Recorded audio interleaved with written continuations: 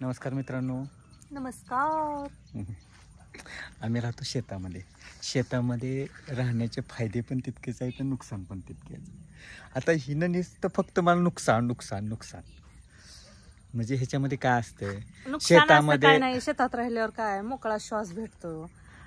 फायदे बर का, मोकळा श्वास भेटतो, शेतात बघायला हिरवाई भेटते, मन प्रसन्न वाटतं, दिवसभर करमतं.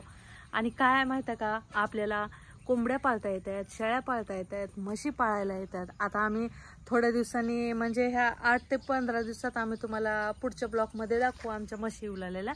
पण कसं आहे माहिती आहे का, शेतात राहण्याचे फायदे एवढेच आहेत की काम जो माणूस करतो त्याला माहित आहे की काय फायदे आहेत शेतात राहणाऱ्या.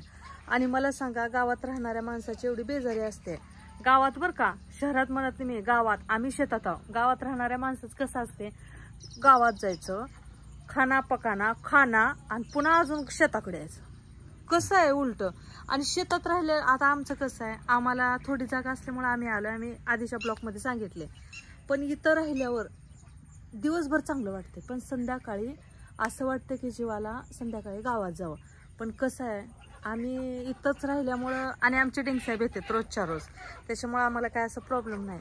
8 कधी 9 वाजतात पण त्याच्यामध्ये येतात त्याच्यामुळं. आणि आमच्या घरात TV आहे, ते तुम्ही बघितलं असेल, माईक स्पीकर वगैरे ती असते. आणि पूर्वाचा एवढा गोंधळ असते, मोबाईल असते, माझं स्वयंपाकाची घाई. नुकसान सांग, फायदे तुझे कळाले. आता नुकसान एवढा गोंधळ असते त्याच्यामुळे आम्हाला बाहेरचं काहीच ऐकू येत नाही. आणि महत्वाचं नुकसान सांगू का, नुकसान असं काय नाही, फक्त माणसाचा जीव असा धडू धडू धडू. काय मित्रांनो माहिती आहे का, शेतामध्ये राहण्याचे नुकसान एकच आहे की जे मूलभूत सोयी सुविधा गावामध्ये भेटतात, जसं की पाणी, रस्ते, लाईट, हे भेटत नाही, काही भेटत नाही.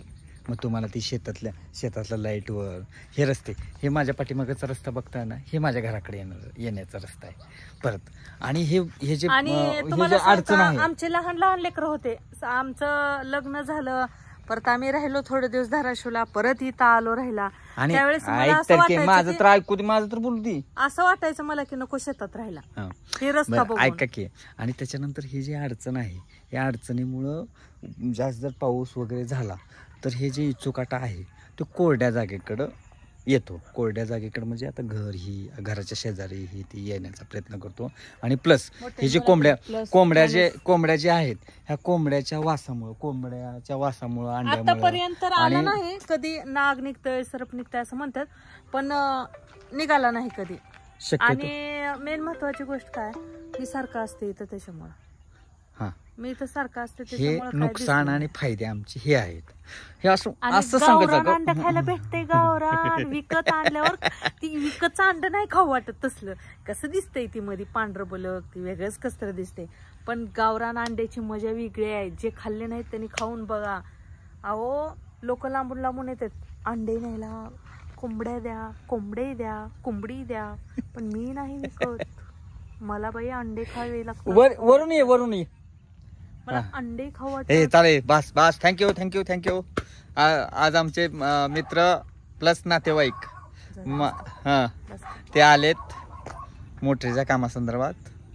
थँक्यू. ह्यांनी चाललेत. Bye bye.